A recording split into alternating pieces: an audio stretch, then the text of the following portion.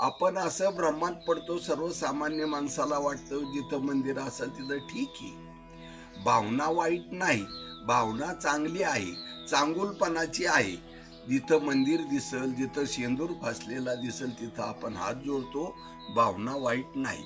पण सत्यशोधक ज्यामुळं आपल्याला हा भवनदीचा, या जीवनाचा, या पलीकडे जायचं आहे आणि याच्यामध्ये आपण कुठेही मध्ये अडकू नये असं जर वाटत असेल तर आपल्याला कुठल्या देवाचा फायदा होईल आणि कुठला देव आपल्याला नदी पार करू शकतो. नदी म्हणजे कोणची? ही माया नदी. म्हणून त्या देवाचा, त्या शून्याचा आपल्याला विचार करायचा आहे.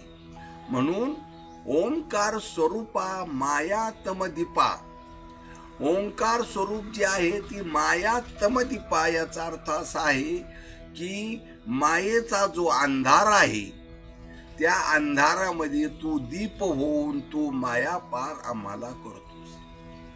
म्हणून ओंकार स्वरूप जे आहे त्याच्यात जो असणारा मायेच्या वरती जो शून्य आहे त्याला आपण अनंत म्हणतो.